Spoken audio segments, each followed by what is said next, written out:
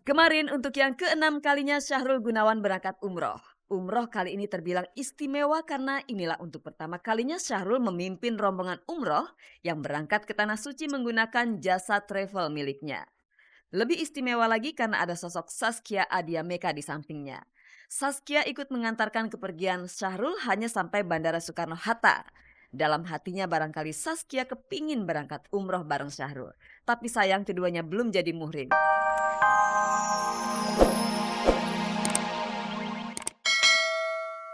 Perlindungan anak hanya bertindak sebagai mediator bagi pasangan yang sedang bertikai soal anak. Titik perhatian mereka tertuju kepada nasib Zerno. Jamak terjadi anak dibuat bingung oleh pola didik dan pola asuh yang diterapkan orang tuanya yang bercerai karena cenderung menuruti selera mereka masing-masing. Atas pengaduan ini kami meresponnya nampaknya perlu duduk bersama antara ya masih suami ya karena ini belum mitra kita untuk duduk bersama untuk membuat sebuah kesepakatan yang mengedepankan kepentingan terbaik dari Jarno itu yang penting. Salah satu kekhawatiran aku adalah agar pola didiknya ini nggak berubah gitu. Pola didik yang udah aku terapkan sama anakku jangan sampai dirubah gitu. Karena terus terang kalau aku ngurus Zarno gitu ya, aku tidak mengizinkan orang tuaku masuk ke dalam teritorial gitu. Maksudnya urusan pendidikan itu urusan saya. Mama, papa jangan ikut campur. Bagaimana pola saya mendidik anak saya itu adalah urusan saya gitu. Dan begitu juga saya pengen sebaliknya juga seperti itu.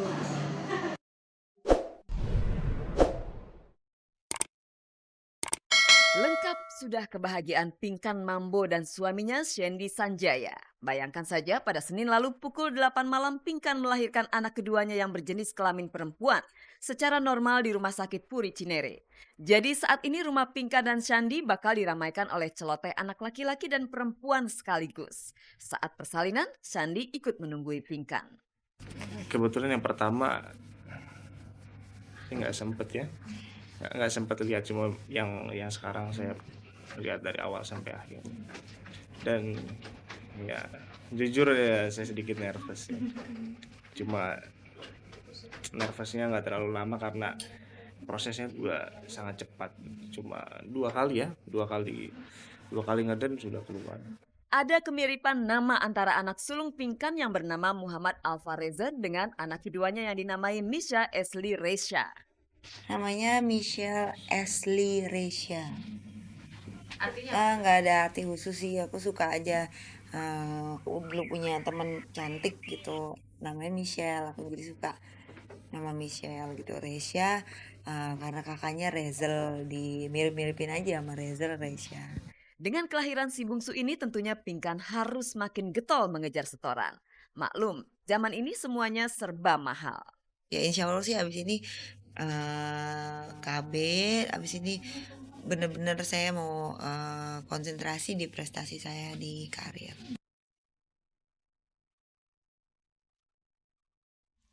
Pemirsa, Titiek Puspa akan menandai kiprahnya selama 50 tahun di bidang seni dengan menggelar operet Kupu-Kupu yang akan dipanggungkan pada pertengahan bulan Mei mendatang.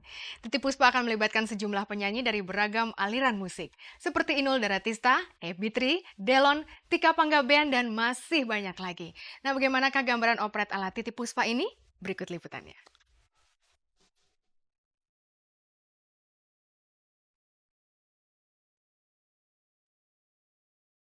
Jika dihitung, Titiek Puspa sudah berkarya selama 50 tahun.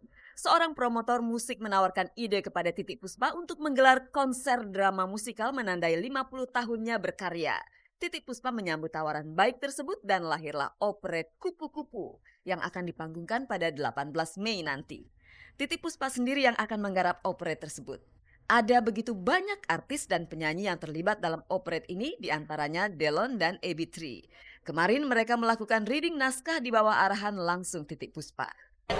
Begitu dihubungin kita menyambut dengan excited gitu, karena kita mau banget, sekaligus juga bernostalgia karena dulu kita sempat ikut Tapiko gitu sama Mas Titi. Mengenai cerita mengenai kupu-kupu malam ya, karena lagunya kebetulan disenangi, maka pasti kepada Peter Pan ya sudah siapa sih Ariel nyanyikan itu sampai anak-anak kecil. Oh, aku lihat cucunya ada anak keponakan. Oh, apa yang terjadi lah. Jadi anak kecil aja nyanyinya. Ya udah, jadi itu tak bikin satu. Memang kisahnya ada. Jadi saya bikin lagu-lagunya itu ada yang baru, ada yang lama. Yang lama 23, yang baru 10 lagu. Titiek Puspa ternyata mengalami banyak kesulitan ketika harus menuangkan gagasannya ke dalam naskah operet. Di masa lalu, Titiek memang begitu aktif menggelar operet lewat Papiko yang legendaris itu. Namun itu sudah lama lewat. Jadi wajar jika Titiek Puspa harus bekerja keras untuk melahirkan kisah operet ini. Aduh, mau sukses mau kagak deh pokoknya. Apalagi saya udah tidur panjang ini kan ya. Saya bikin sekali tak bikin, tak baca nggak enak, sobek. Bikin lagi kedua tak enggak. Baru keempat saya bisa membaca dengan ya sudah deh punyanya cuma segini. Udah baru jadi. Bagi penyanyi seperti Delon dan AB3 bermain dalam sebuah operet tentu sebuah pengalaman baru. Selain harus bersuara prima, mereka juga dituntut punya akting yang mantap. Aku menganggap Oma kan benar-benar itu sebagai legenda, dan juga aku ngefans berat sama Oma Titiek. Kalau dibilang grogi sih enggak ya, karena ini diberi kepercayaan kan satu apa sih bisa dinamakan nih, satu peran di drama musikal ini nih. Kenapa Delon tuh harus grogi, tancap terus. Jadi emang ini kesempatan yang bagus banget untuk kita gitu loh, di satu pagelaran ini kita dapat ilmu baru lagi gitu. Banyak dari Titiek Puspa. Oh, satu hal lagi yang menarik dari operet ini ya. Ini tuh based on true story. Oh ya. Jadi low profile, nggak seperti seorang legend gitu kelakuannya. Dia tuh friendly, nggak sombong gitu. Jarang legend orang kayak begitu. Sama Titiek TOPBGT deh.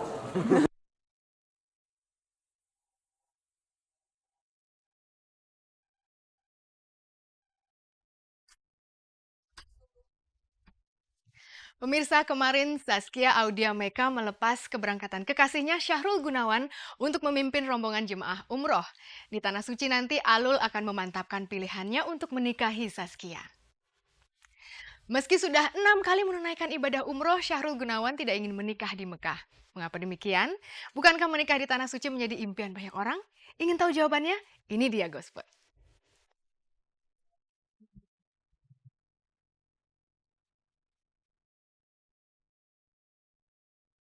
Kemarin untuk yang ke-6 kalinya Syahrul Gunawan berangkat umroh.